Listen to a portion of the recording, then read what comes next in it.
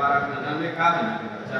இந்த வார்த்தைகள் வார்த்தைகளுடைய வார்த்தைக்காக நன்றி ராஜா. இந்த சிலுவை நிலையிலே மறைத்து உங்களுடைய வார்த்தை மாத்திரம் வெளிப்படுத்துவதற்காக நன்றி ராஜா. இயேசுவே நாமத்தினால் ஜெபங்கள் பிதாவே, ஆமென். கர்த்தருடைய சொந்த நாமத்திற்கு ஸ்தோத்திரம்.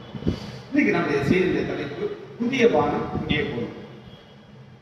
எடுத்துக்கலாமா? ஏசாயா 51வது அதிகாரம் முதல் வசனத்தை ஏசாயா 51:1 நீதியை பின்பற்றி எனக்கு செவிப்படுங்கள்.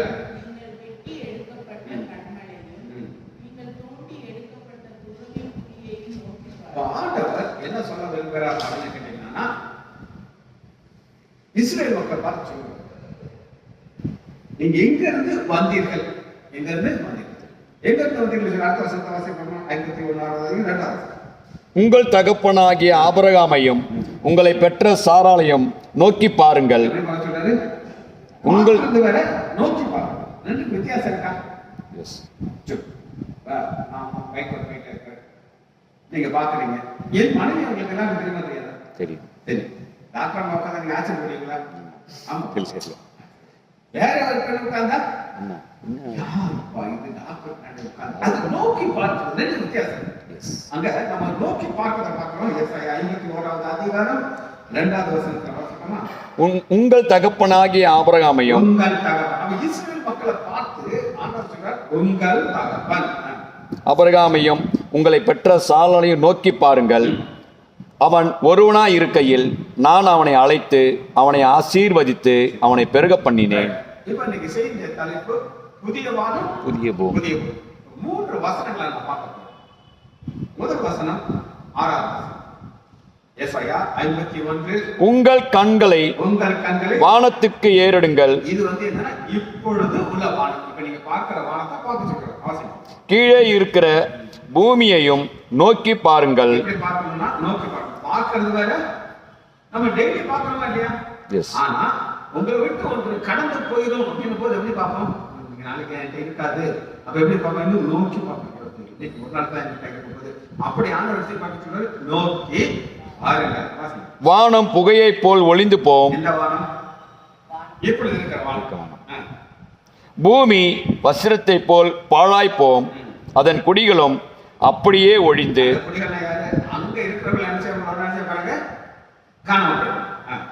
ஒழிந்து போவார்கள். என் ரட்சிப்போ என்றென்றைக்கும் இருக்கும். என் நீதி அற்று போவதில்லை. இது இன்னைக்கு நம்ம பார்க்கக்கூடிய இது போல 12வது வசனத்தை நானே உங்களுக்கு ஆறுதல் செய்கிறவர்.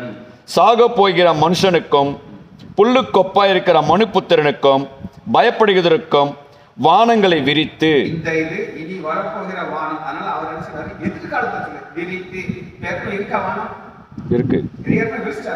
ஆனா இனி ஒண்ணு விரிக்க போகிறது. எதிர்காலத்துல நடக்க போகிற சம்பவம். பூமியை அஸ்திவாரப்படுத்தி உன்னை உண்டாக்கின கர்த்தரை மறக்கிறதற்கு நீ யார்? அப்ப 2 வானத்தை காமிச்சு 3வது இன்னொரு புதிய வானத்தை பார்க்க போறோம். ஏசாயா 51வது அதிகாரம் 14. சிறைப்பட்டு போனவன் நிலைப்படுத்தினா இனி வரப்போகிற வானம். எதிர்காலத்தில் நடக்கிறது புதிய வானம் புதிய அவசியம். படுத்தினா இனி நான் செய்வேன். எதிர்காலத்தில் அவசியம்.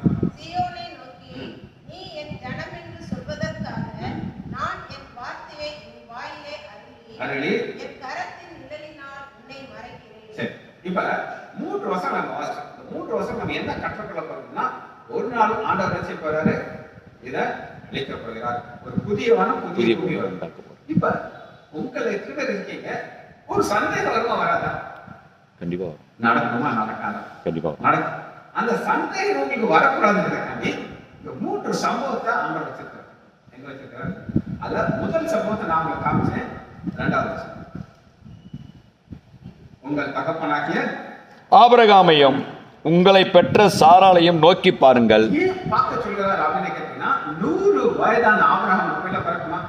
இல்ல. அது நடந்துச்சுன்னா எது நடக்கும்? இது நடக்கும். அதனாலதான் அதை பாரு. அடுத்து எதை பார்க்க வரும்?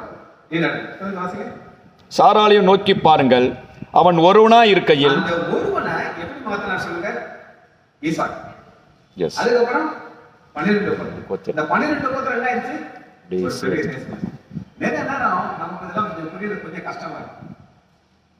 ஒரு சில வருஷங்களுக்கு முன்பாக 10 வருஷம் என்னுடைய அண்ணன் வந்து ஒரு ஏற்பாடு பண்ணார்.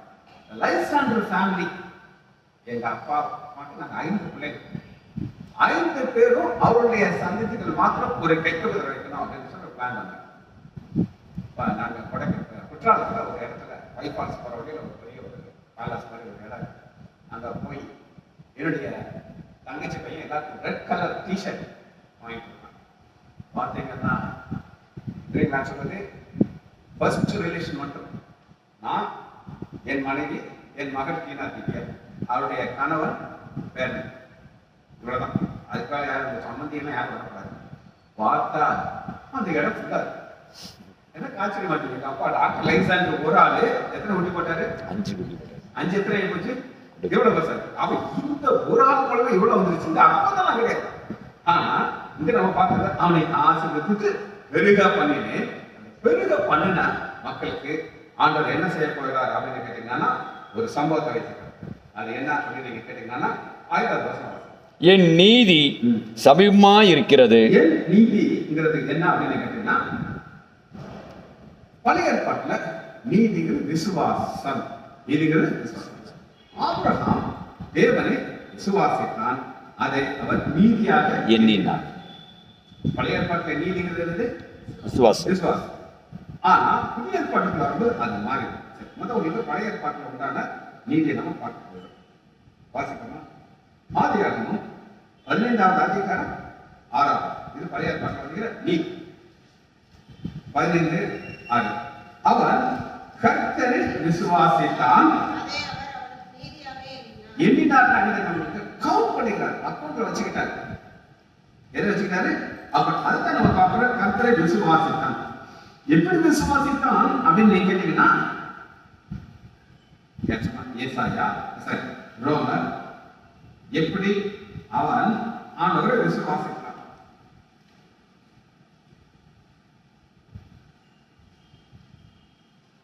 ரோமர்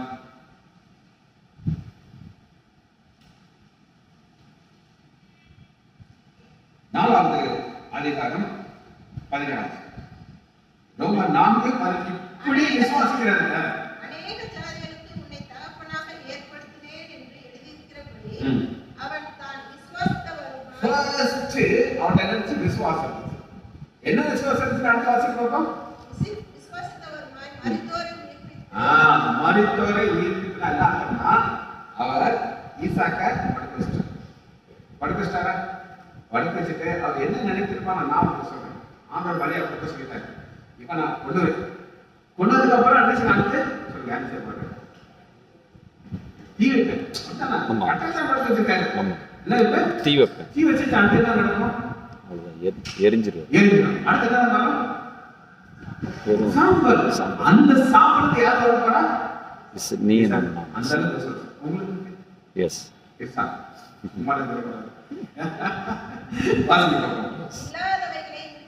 இல்லாதவை இருக்கிறது அப்படின்னா என்ன அர்த்தம்னா, ஆண்டவருடைய தன்மை தான்.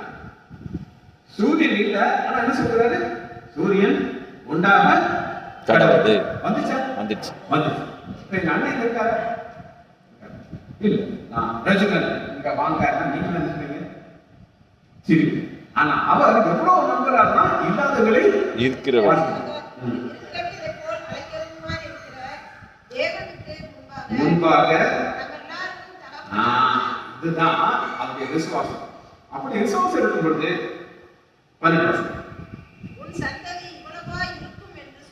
சொல்லப்பட்டபடியே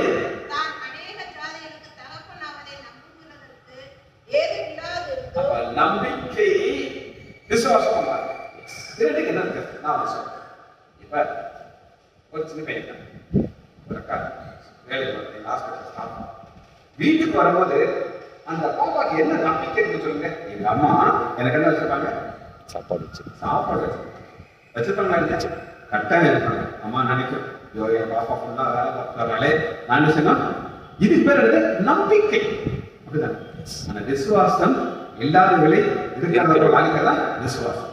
இப்ப 2வது வசனத்தை வாசிச்சு இப்ப நீ ஆண்டவர் என்ன செய்ய போறோம்னா ஒரு சில காரியங்களை செய்ததை காட்டுறது. நான் இப்படி செய்தேன், என்னால இதை செய்ய முடியும். வாசிக்கணுமா? ஏசாயா 51வது அதிகாரத்தை நம்ம தியானிச்சோம். ஃபர்ஸ்ட் வாசியம் 9வது வசனம். எலும்பு எலும்பு உயமே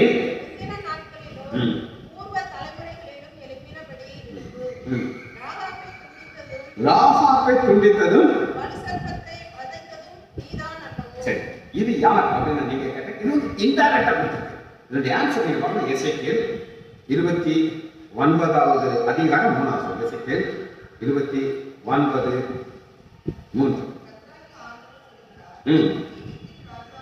எகிப்தின் ராஜாவாகிய எந்த நதி சொல்லுங்க? எந்த நதி? நைல் நதி. நைல் நதி. நைல் நதி. டக்குனு ஆன்சர் வரணும். நைல் நதி அவர் நதி செகண்ட் கிடையாது.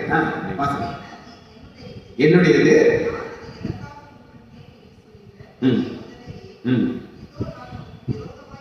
வந்து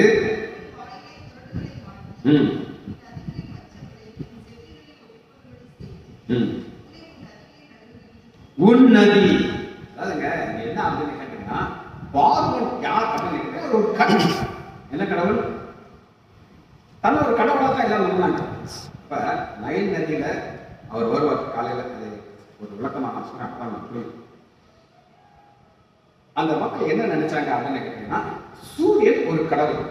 சூரியன் ஒரு கடவுள். அந்த சூரியனை அந்த பெண் பாலா பார்த்தாங்க, நதி ஆண் பால். இங்க ஆப்போசிட். இங்க உள்ள நதிகள் என்ன சொல்லுவாங்க? பெண் பால். பெண் பால். கோதாவரி, காவேரி எல்லாம் பெண் பால். ஆனா அங்க ஆப்போசிட். நதி யாரு? ஆண். ஆண். சூரியன் யாரு? பெண். பெண். அப்ப நைல் நதியில சூரியன் உதிக்கிறதுக்கு முன்னாடியே பார்வன் நிற்கிறார். பெரிய படப்பா வந்து அந்த நதியில இறங்கி நிற்பார். அந்த சூரியன் அஸ்தமிக்கும் பொழுது ஏகப்பட்ட மந்திரவாதிகள் இருப்பாங்க, மந்திரம் சொல்லிட்டு இருப்பாங்க. இவர் அந்த தண்ணி அள்ளி அது மேல தூக்கி போட்டா அந்த சூரியனுடைய ரே மேல போடும். அப்ப அவர் வரவேற்கிறார். யார் வரவேற்கிறார்? சூரியன். சூரியனாகிய பெண். அம்மாவா? சரியா? இப்ப இந்த மாதிரி இருக்கிறாரா என்ன செய்யறாரு? வலு சர்ப்பத்தை வதைத்ததை கொண்டு வர. சரிங்களா? முதல் ஒரு சம்பவத்தை பார்த்துட்டோம். அது என்ன சம்பவம்? ஆனா பெண். யார் உள்ள தூக்கி போட்டாரு? பாருங்க. இதுக்குள்ள தூக்கி போட்டாரு, நெத்தில போட்டு மூடிட்டோம். சரி, ரெண்டாவது சம்பவத்தை நாம காட்டுறோம். பார்த்தாதான்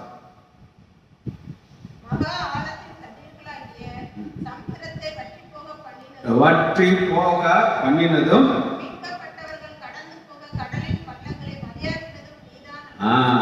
இது என்னதுங்க? செங்கடல். செங்கடல் ஆண்டவர் செய்யறாரு ரெண்டாக பிளந்தார். செங்கடல் ரெண்டா அந்த வெற்றி பார்க்க வைத்தார் அப்படின்னு நீங்க கேட்டீங்கன்னா வாசிப்போமா? யாத்திராகமம் மேற்கொள்ளுங்கள் 14வது அதிகாரம் 21வது வசனம். ஏற்றினால்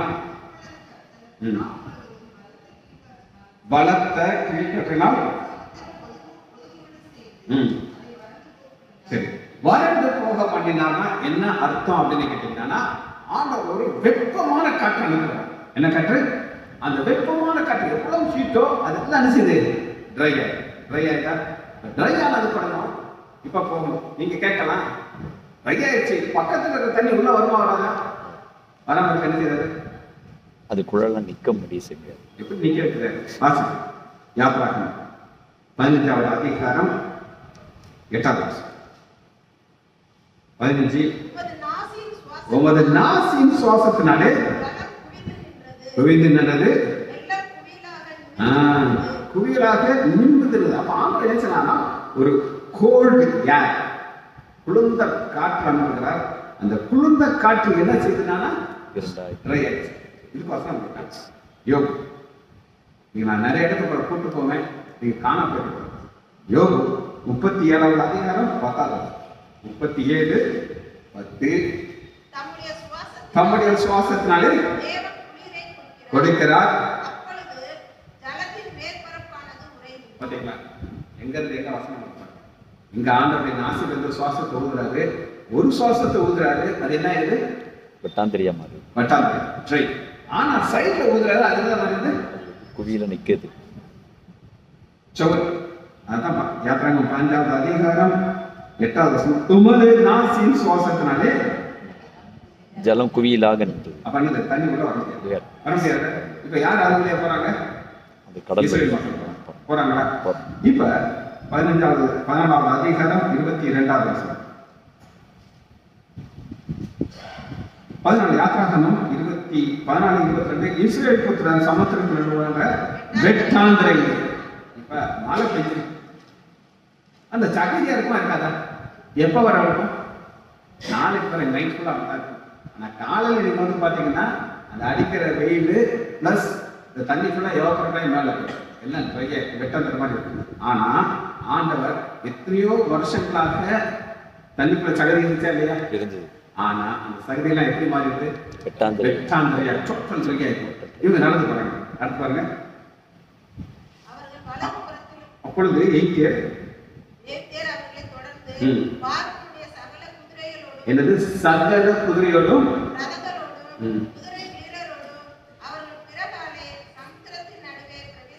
இவங்களுக்கு என்ன தெரியுங்களா? ஆயிடுச்சுல யாருனாலும் போகலாம்ல. இன்னைக்கு இங்க வர்றது லேசா கஷ்டமா? கஷ்டம், ரொம்ப கஷ்டம். நான் இப்படி வந்து அப்படி நிப்பாட்டி வாங்குறது ஒரு சின்ன பயம் தான். தாத்தா வந்து நிப்பாட்டிருக்கோம். ஆனா அப்படி இருக்கிறதுனால வந்து சேர்ந்தாச்சு. வாசி.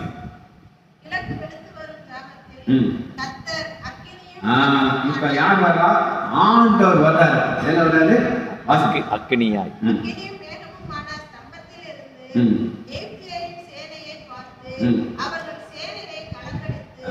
பாத்தீங்களா? நமக்கு ஆண்டவர் வர்றது தெரிய மாட்டேங்குது. யாருக்கு தெரியுது? எதிரிகளுக்கு தெரியுது. தெரியுது அவர் வந்துட்டாரு என்று கலங்கடிக்கிறார்கள். வாசி. சரி போதும். இப்ப ரதம் ஒரே ஸ்பீடா போகும். அது பார்வோட ரதத்தை நீங்க பாத்தீங்கன்னா இன்னும் விவரமா நீங்க பார்க்கலாம். 14வது அதிகாரம் 6வது வசனம் பாருங்க. அவன் தன் ரதத்தை பூட்டி. யார் ரதம்? அப்ப அது எப்படி புரியுங்க? பயங்கர எக்ஸான்ட்ரிக்கா இருக்கும். என்னென்ன ஃபிட்டிங்லாம் வச்சிருப்பாரு தெரியல. இன்னைக்கு ஒரு என்னுடைய ஃப்ரெண்ட் ஒரு அம்பாசிடர் இந்த காலத்துக்காக அவர் கொண்டு வந்து காட்டுறாரு. நான் பல சுத்தி அதுல ஸ்பீக்கரு லைட்டு என்னென்ன பண்ணா உலகத்துக்கு எல்லாத்தையும் எழுத மாட்டேன். எதுக்காண்டி? அவர் பெருமை இந்த மாதிரி யாராவது வச்சிருக்காங்க. ஆமா அப்பா நான் ஆளு இப்படி மாட்டினா பாவம் சும்மா இருப்பானா? அந்த தான் ஃபர்ஸ்ட் வந்து நான் அடுத்தது 7 பிரதானமான அருள். இந்த பிரதானமான அருள்னா இது நம்பர் 1. மற்றது எல்லாம் எக்ஸ்ட்ரா இருக்கும். அந்த மாதிரி அதெல்லாம் அடுத்து வரும். அடுத்து அவன் என்ன அர்த்தம்? ஈஸ்வரனுக்கு போய் பார்த்தீங்கன்னா ரதம் இருக்கு. எல்லா குரூப்பும் உள்ள வந்துருச்சு. இப்ப ஆண்டவர் என்ன செய்வார் அப்படின்னு கேட்டீங்கன்னா அந்த ரதத்தை சக்கரத்தை கலத்துறாரு. எதை கலத்துறாரு? புரியுது உங்களுக்கு? இவங்க 25 அவருடைய ரதத்தை உருளைகளை கலக்கணும் வருத்தத்தோடு நடத்தணும்னா என்ன பண்ணா? வாக்கிங் இருக்கும்போது நான் பாம்போட நடந்து போயிட்டு எஸ்எஸ்கே வந்தவங்க தான் வண்டி நின்றுச்சு. நமக்கு பார்க்கறாரு பல்றாரு போக மாட்டேன். அது ஒரு எப்படி பண்ணாரு? ரொம்ப ஸ்ட்ராங்கா பண்ணாரு. அது வந்து நான் பண்ணி செய்யறது சக்கரத்தை கலக்கிட்டாரு. நீ பண்ணி செஞ்சிருக்கு தள்ளு மாடல் ஆயிடுச்சு. இப்பதான் அவங்களுக்கு புரியுது சம்திங் ராங். இப்பத்துல யாரு வந்துட்டா? தேவன் ஆண்டவர் வந்துட்டாங்க. வாசிங்க. துணை. இப்ப ஆண்டவர் என்ன சொல்றாருன்னா 26 வசனத்துல உன் கையை சமுத்திரத்தின் மேல் நீட்டு. இந்த சமுத்திரத்தின் மேல் நீட்டின உடனே 27 வசனம் பாருங்க.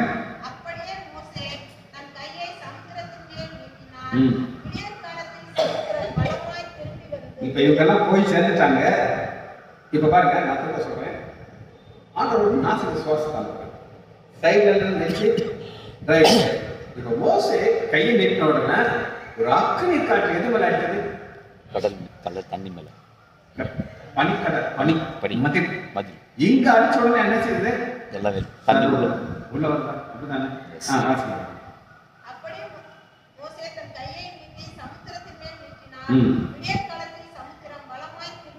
எதனால?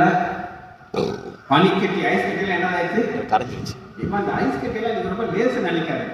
டைட்டானிக் கப்பல் உண்மையா பொய்யா? ஒண்ணு. அது எதனால உடைச்சு? பனிக்கட்டி. அவங்க சொல்றாரு, இந்த கன்ஸ்ட்ரக்ட் பண்ண இன்ஜினியர் சொல்றாரா, கடவுளே வந்தாலும் இந்த டைட்டானிக் கப்பல் உடைக்க முடியாது. யார் வந்தா? கடவுளே. அந்த அளவுக்கு பெருமை. ஆனா ஒரு சாதாரண பனிக்கட்டி உடைச்சு கல். அதுவும் அந்த பனிக்கட்டி எரிச்சல் இருக்கா நடுவே கதை. இப்ப ஆண்டவர் செய்த அற்புதத்தை 15வது அதிகாரத்துல பாத்தீங்கன்னா 19 வாசம் பாருங்க.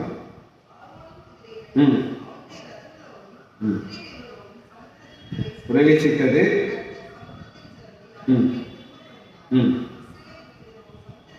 இந்த ஒரு வசனத்துக்குள்ள 2 காரியத்தை வச்சிருக்காங்க. சமத்துவத்துல என்ன? வெட்டாந்திரி இருக்கு, அப்புறம் ஜலம் இருக்கா இருக்கு. இது யாரும் முடியும்? இப்ப நீங்க கேட்கலாம், பாவம் தான் தடவை உள்ள வர முடியாது. வரலாம். ஆனா இந்த கடைசியில் இந்த நண்டு மிருகங்கள் எல்லாத்தையும் கூட்டிட்டு போகணும். கடைசியில எத்தனை பேர் கொடுப்பாங்க? 40 லட்சம் பேர். அப்படிதானே? ஆனா பாருங்க, ஆண்டவர் என்ன செய்யறாரு அப்படின்னு கேட்டீங்கன்னா 16 வருஷம் திகிலும் அவர்கள் மேல் விடும். கர்த்தாவே, உமது ஜனங்கள் கடந்து போகும் வரையும், நீர் மீட்ட ஜனங்களோ கடந்து போகும் வரையும். கடைசி இஸ்ரவேல்ல வந்து எங்க போகணும்? அக்கறைக்கு போகணும். ஓர வர பார்வனால போக முடியுமா? முன்னாடி வர முடியுமா? முடியும். ஏன் முடியல? கடந்து போகும் வரையும் அவர்கள் உம்முடைய புயத்தின் மகத்துவத்தினால் கல்லை போல அசைவற்றிருப்பார்கள்.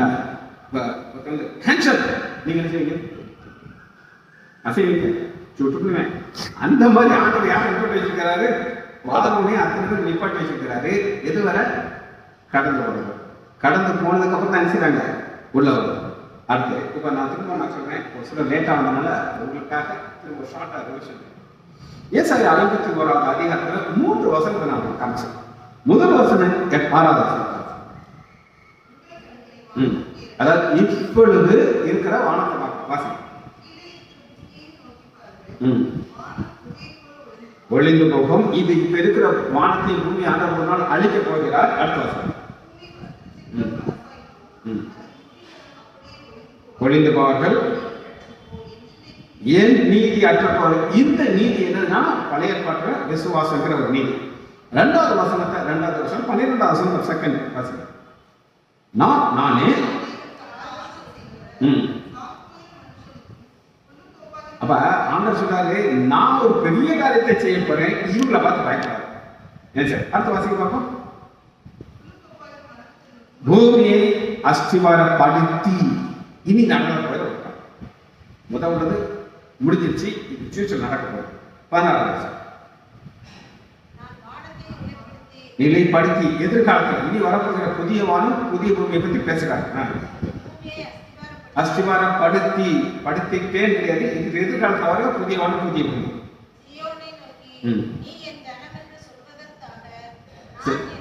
இப்ப ஆண்டவர் என்ன செய்ய போறாங்கன்னா இதெல்லாம் அழிக்க போகிறார். எப்படி அழிக்க போகிறார் அப்படின்னு கேட்டா ஏசாயா 34வது அதிகாரம் 4வது வசனம். ஏசாயா 34:4. வானத்தில் சர்வசேனை கரைந்து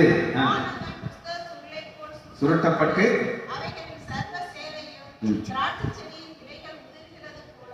சரி, இது என்ன அப்படின்னு நீங்க கேட்டீங்கன்னா, இப்ப நீங்க பாக்குற அட்மாஸ்பியர் இதுல வந்து என்ன ஓசோன் அப்படின்னு ஒரு பேர். அந்த ஓசோனுக்கு மேல எதை நிப்பாட்டி வச்சிருக்கிறாங்க? சேட்டலைட்ஸ். இப்ப இது நான் ரெக்கார்ட் பண்ணிட்டு இருக்கேன்.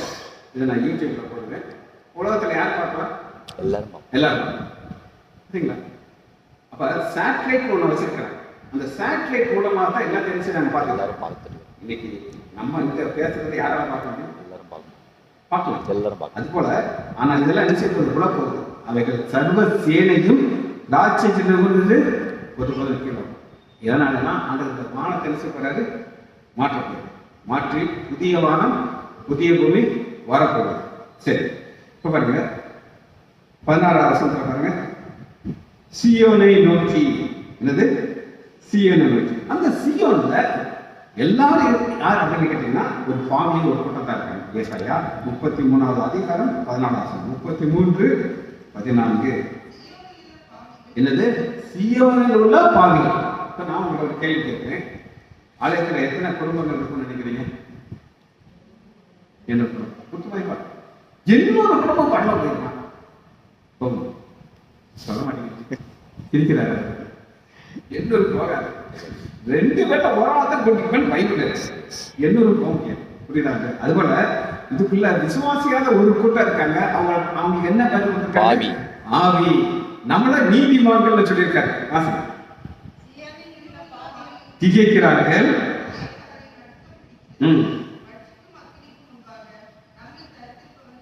எஸ், ஒரு நாள் ஒரு அக்கினி வரப்போகுது. இந்த அக்கினி என்ன செய்யும் அப்படின்னு நீங்க கேட்டீங்கன்னா, நீதி வாசமா இருக்கிற புதிய வானம் புதிய பூமி. நீதி வாசமா இருக்கிற பாருங்க, என்னுடைய நீதியோ அற்று போகுது. 6வது வசனம் பாருங்க, கடைசியில வாசிங்க. என் நீதியோ 6வது வசனம் நம்ம கடைசி லாஸ்ட் 6வது வசனத்துல கடைசி, என் நீதியோ அற்று போகுது. அது என்ன நீதிங்கிற பார்க்கலாம். எடுத்துக்கணுமா? 2 பேரும் 3வது அதிகாரம் 4வது வசனம். 2 பேரும் 3:4. அவர் வருவார் என்று சொல்லுகிற வாக்குத்தத்தம் எங்கே? ஆண்டவராகிய இயேசு கிறிஸ்து வருவாருங்கிறத எவ்வளவு நம்பினாங்க சொல்லுங்க? 100%. என்னுடைய பாட்டி, ஹெச் நைசானுடைய அம்மா, அவங்க ஒரு பெரிய ஊழியக்காரர். அவங்க அப்படி ஒரு வைராக்கியமா இருக்காங்க. எங்க அப்பாட்ட பேசும்போதுனா சொல்லுங்க, இயேசு வந்துருவாங்க, நீங்க எல்லாம் ஏன்டா கேட்பீங்க? எங்க அப்பா அடிக்கடி சொன்னாங்க. எங்க அம்மா பேசுறதுல அதிகமான சொல்லுங்க, எதை சொன்னாங்க சொல்லுங்க? இயேசு வருவார், இயேசு வருவார். ஆனா எங்க பாட்டி பார்த்தாங்களா? பார்க்கலையா? ஏன்? ஏன்னா நம்பிக்கை. நான் குட்டி பையன், இந்த பையன், அந்த குட்டி பையன் வளரும் போது சேட்டை பையனா மோசமான நல்லா இருந்தாங்க. மகாபாலி அன்னைக்கு இயேசு வந்திருந்தாலும் என்னை விட்டு போயிருப்பாரு. புரியுதா நமக்கு? இப்ப பாட்டி நம்பினாங்க, என்ன பண்ணாங்க? இயேசு வந்துடுவாரு. ஆனா வரல. ஆனா அது மற்றவங்களுக்குலாம் எப்படி இருக்கு அப்படின்னு கேள்வியா இருக்குது. வாசிப்போமா 4வது வசனம். பிதாக்கள் நித்திரை அடைந்த பின்பு சகலமும் சிருஷ்டிப்பின் தோற்றம் முதல் இப்படி இருந்த விதமாயிருக்கிறது. நீங்க பாட்டுக்கு போய் சொல்லிட்டே இருக்கீங்க. என்ன போய் சொல்லிட்டு இருக்கீங்க? இயேசு வருவாரா? வருவார். ஆனா அது ஒரு டைம் வச்சிருக்கு. வாசிப்போமா 5வது வசனம். பூர்வ காலத்தில் தேவனுடைய வார்த்தையினாலே வானங்களும் ஜலத்திலிருந்து தோன்றி ஜலத்தினாலே நிலை கொண்டிருக்கிற பூமியும் உண்டாயின என்பதையும் அப்பொழுது இருந்த உலகம் ஜலப்பிரவாளத்திலே அழிந்தது என்பதை மனதார அறியாமல் இருக்கிறார்கள். ஜலம். இப்ப ஒரு சில காரியங்கள் இப்ப நீங்க புரியாது, எது புரியாதுன்னா நம்பிக்கை விசுவாசிப்பீங்க, ஆனா எவிடன்ஸ் இருக்கா? கோர்ட்ல எவிடன்ஸ் கேட்பாங்களா இல்லையா? எவிடன்ஸ். அது போல இப்ப பல காரியங்கள், ஒரு சில காரியங்கள் மட்டும் சொல்றேன். ஒரு அகல் ஆராய்ச்சிக்காரங்க ஒரு பெரிய ஒரு மலை, அதாவது ஹையஸ்ட் மவுண்டன்ல எதை பார்க்கறாங்கன்னா, இப்ப நம்ம ஆலயத்துல சைஸ் எடுத்துட்டு அதுக்கு சைஸ்ல ஒரு திமிங்கலத்துடைய எலும்புக்குழு மலைக்கு மேல இருக்கு. அதை டெஸ்ட் பண்ணி பார்த்தானா அந்த நோமாவுடைய அழிவுடைய காலத்துல உள்ள கரெக்டா அந்த எலும்பு இருக்காங்க. இப்ப எல்லாரும் ஆச்சரியம், இந்த திமிங்கல மேல எப்படி வர முடியும்? மலை மேல வர முடியும்? தண்ணி மேல போயிட்டே இருக்குது. கீழே வரும்போது அது எங்க சிக்கிடுச்சு? மலையில தண்ணி கீழே இருந்துச்சு. கேட்டுக்கோங்க, இந்த மாதிரி பல எவிடன்ஸ்கள் ப்ரூவ் பண்றாங்க. இந்த மாதிரி இன்னொரு இடத்துல எங்கேயும் சொல்லிடுறேன், லேயரா எழுப்பு. அப்ப ஒரு இடத்துல தண்ணி இறக்கும் போது வித்தியாசமான மிருகங்களுடைய எலும்புகள் அப்படி லேயரா இருக்கு. இந்த மாதிரி லேயர் மாதிரி வைக்க முடியுமா? வைக்க முடியாது. அப்படியே இதெல்லாமே ப்ரூவ் ஆயிடுச்சு. எது ப்ரூவ் ஆயிடுச்சு? எல்லாம் புரிஞ்சாச்சு. 7வது வசனம். இப்பொழுது இருக்கிற வானங்களும்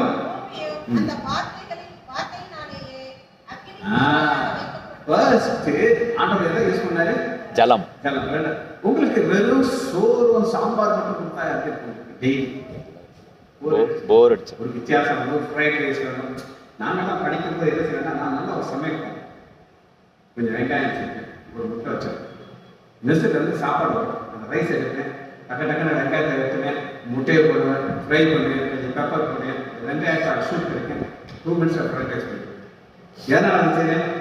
வெறும் முட்டையை சாப்பிட வேற, வெறும் ரைஸை சாப்பிட வேற, 1 நிமிஷம் சாப்பிடுவோம், மிக்ஸ் பண்ணி இது லேசா கஷ்டமா? எனக்கு உங்களுக்கு பண்ண கஷ்டமா? ஆனா ஆண்டவர் யூஸ் பண்றாரு. ஃபர்ஸ்ட் ஒரு டெக்னிக் என்னது? உங்களுக்கு சொல்லி கொடுக்குறேன். ஜலம். ஜலம். இரண்டாவது அக்கினி. மாற்றம்.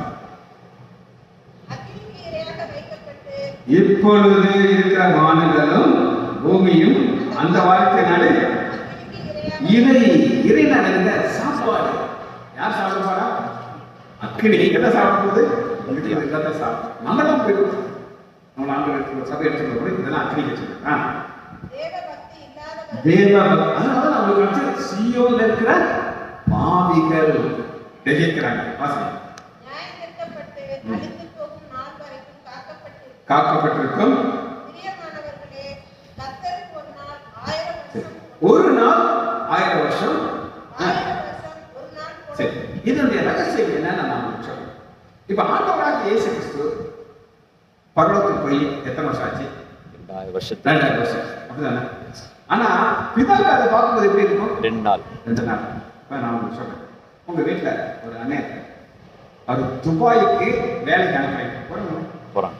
எவ்வளவு செலவழிச்சீங்கன்னா பல லட்சங்கள் செலவழிச்சு அனுப்பிட்டீங்க.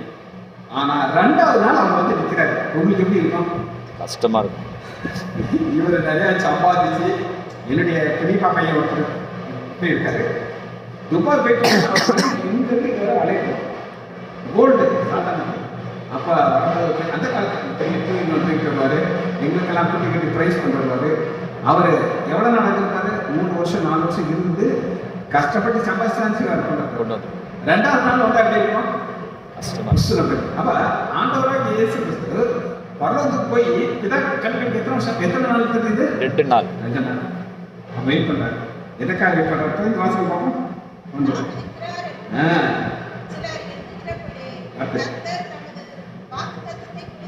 தாமதியாமல் ஒருவரை பெற்றுக்கணும். ரோட்ல எத்தனை பேர் இருப்பாங்க? நம்ம ஆலயத்தில் எத்தனை பாவிகள்? நம்ம ஆலயத்தில் ஒரு நடந்த சம்பவத்தை சொல்றோம். ஒரு அண்ணன் இருந்தார்.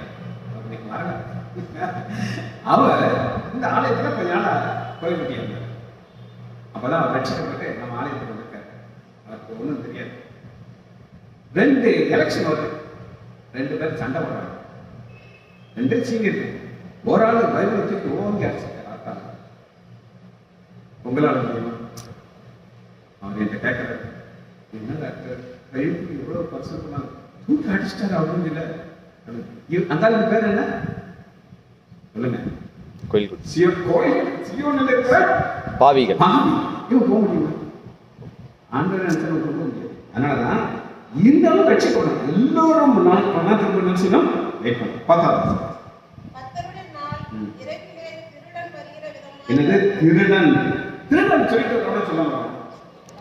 சொந்தக்காரங்க சொல்லிட்டு ஒரு சிலர் சொல்லிட்டு சொல்ல வந்திருக்காங்க. ஒரு பையன் வந்துருக்காங்க, நீங்க சாப்பிடலாம் ஆனா நிறைய பேர் இப்பெல்லாம் போன் இருக்கு, வாட்ஸ்அப் இருக்கு, முதலே சொல்லிட்டு என்னைய கூப்பிட வந்துருக்கு. அந்த அளவுக்கு அனௌன்ஸ்மெண்ட். ஆனா ஆண்டவர் அதான் எப்படி சொல்றாரு? திருடன் போல. சரி, திருடன் வந்துட்டு எதை தூக்கிட்டு போவாங்க உங்க வீட்டுல? விலையுண்ட பொருள். உங்க வீட்டுல இந்த சமையல் ஒரு அனுப்பி சேர்த்து படிக்கிறது பார்த்தது அதை எடுக்க மாட்டான். அப்ப அவனுக்கு எது வெளியேறப்பட்டது? ஆத்மா. புரியுது உங்களுக்கு? அடுத்த வாசிங்க.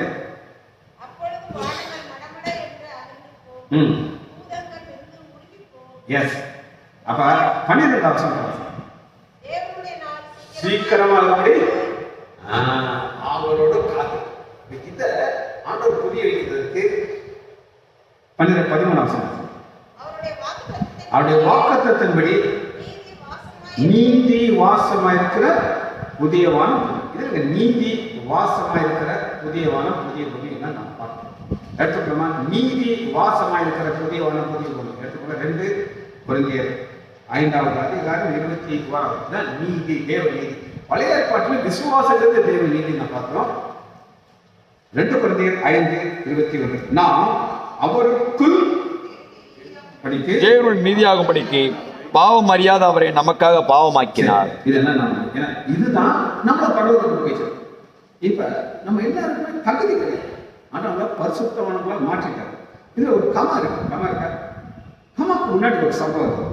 நான் அவருக்குள் தேவ நீதியாகும் படிக்கு பாவம் அறியாதவரை நமக்காக பாவம் ஆக்கினார். சரி, இப்ப பாவம் ஆக்கிட்டார் அப்படின்னா என்ன அர்த்தம் அப்படின்னு கேட்டீங்கன்னா, சிலுவையில் ஆண்டவராக இயேசு கிறிஸ்து தொங்கிட்டு இருக்கார்.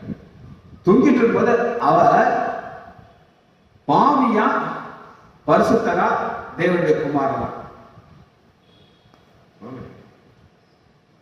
பாவம் ஆக்கினார். இப்ப இந்த ஒரு பைபிள் என் பைபிள் உங்களுக்கு தெரியுதா? இதை நான் தீவிர எரிச்சாச்சுன்னா நீங்க பைபிள்னு சொல்லுவீங்களா சாம்பல் சொல்லுவீங்களா? சாம்பல்.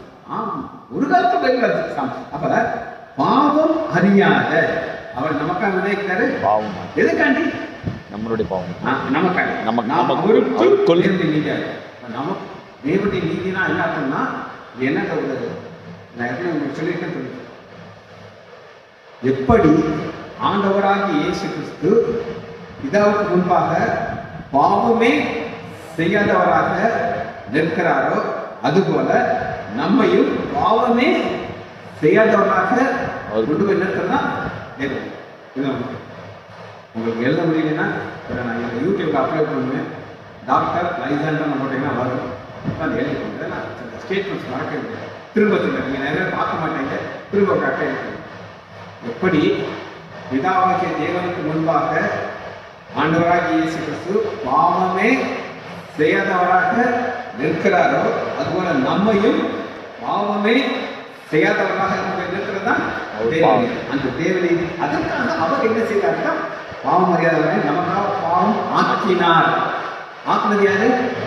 பிதாவாகிய தேவன். இந்த எந்த வாசனம் அதான் பார்க்கலாம். 2 பேதுரு 3வது அதிகாரம் 14 வாசனம். அவருடைய வாக்குத்தத்தத்தின்படியே நீதி வாசமாயிரும். இந்த நீதி தான் தேவ நீதி. இந்த தேவ நீதி நம்ம எங்க கொண்டு போய் வச்சிருக்கிறோம்? புதிய வானம் புதிய பூமிக்கு கொண்டு வந்து சரி ஒரு சில காரியத்தை பார்த்து நம்ம செய்தி முடிக்க போயிடும். ஏசாயா 51வது அதிகாரத்துல 17வது வசனத்தை வாசம். எலும்பு எலும்பு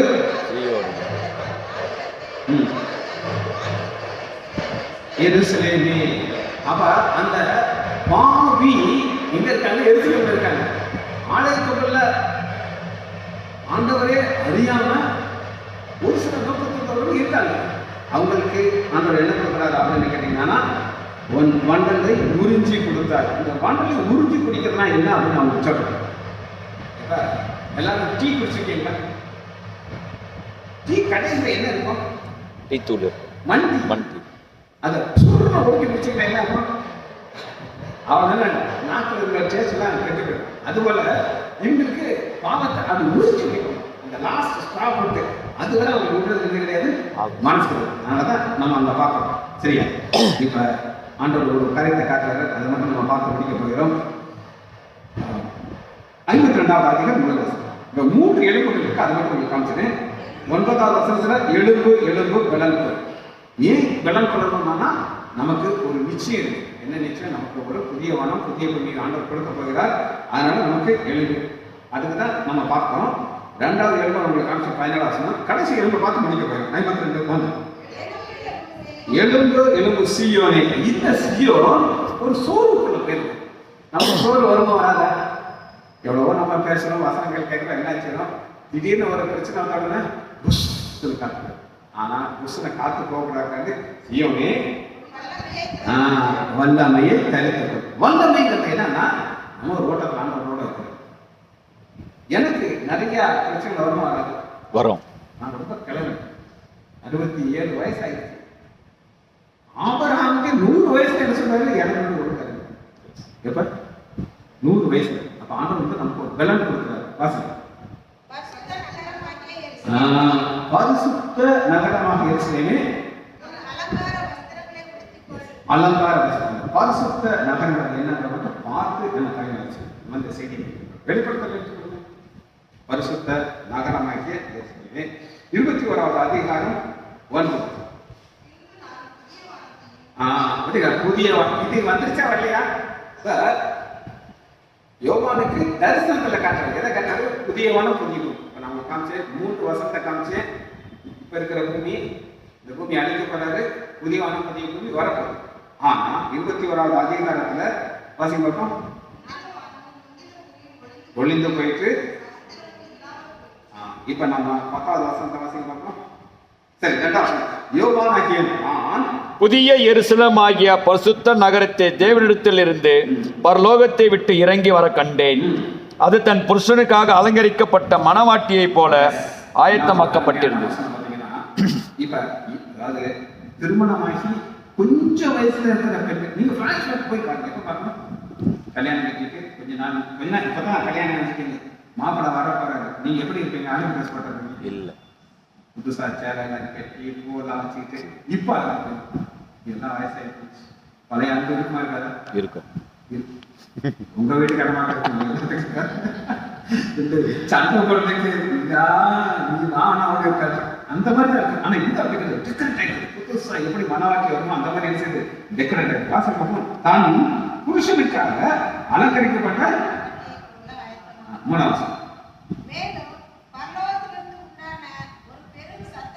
கேட்டேன். ஆண்டவர் வந்து தன்னுடைய இடத்தை டிரான்ஸ்பர் ஆகும். இப்ப எனக்கு டிரான்ஸ்பர் இருக்கா? இல்ல. டிரான்ஸ்பர் நேரம் பரவாயில்ல, லோக்கல் டிரான்ஸ்பர் தான் கிடையாது. இப்போ கவர்மெண்ட் லெவலில் டிரான்ஸ்பர் ஊர் ஓட்டு போகணும். ஆனா ஆண்டவர் என்ன செய்தாங்கன்னா, அவர் இருக்கிற பரலோகத்தை விட்டுட்டு டிரான்ஸ்பர் ஆகி ஒரு புது இடத்துக்கு வர்றாரு. நான் சொல்லல, பைபிள் இருக்கு, வாசி.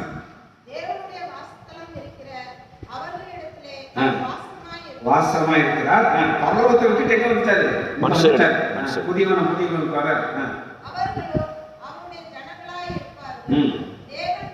இதுல இருந்து தான் அவங்க பாட்டுங்க. இதோ மனுஷரின் மத்தியிலே வாதி தேவனே வாசம் செய்கிறாரே, தேவன் தாமரைக்கும் ஸ்தலமே, தாம் ஜனத்தாரின் மத்தியிதான் தேவன் தாம் அவர்கள் தேவனா இருந்து கண்ணீர் யாவையும் வென்றதுக்காக இங்க இருக்கு. இந்த வருஷம் தலை சொல்லிக்க போயிடும். 10 என்னை யோகான ஒரு பெரிய பர்வதத்துல கூட இருப்பாரு. இப்ப நான் நேற்று செய்தி சொல்றது ஒரு பர்வதங்கிற செய்தியை தான் நான் சொல்லியிருக்கேன். நான் முடிக்கும்போது கடைசியில் எதுல முடிக்கிறேன்? பர்வதத்தில். வழக்கமா ஸ்டார்டிங் எங்க இருக்கும்? பர்வதம். இப்ப கடைசியில் முடிக்கும்போது பர்வதம். நான் வாசிக்கிறேன். தேவனுடைய மகிமை அடைந்த நகரம் பர்வதத்தை விட்டு அங்கதான் நம்ம என்ன செய்யறோம்? வாசம் பண்ணுறோம். மகா இறக்கமையா சர்வ வல்லவரே ஐயா, புதிய வானம் புதிய பூமிங்கிற செய்தியை நாங்கள் வாசிக்கிறோம் ஐயா. தொடர்ந்து தியானித்து நாங்கள் அங்கு போய் சேரத்தக்கதாக எங்களுக்கு திரும்ப பாராட்டுங்க ஐயா. பிள்ளைகள் ஒவ்வொரு வரையும் ஆண்டவராகிய இயேசு கிறிஸ்துவின் நாமத்தினாலே ஆசீர்வதிக்கிறேன். இயேசுவின் நாமத்தினாலே ஜெபம் கேட்கிறாவே. ஆமென்.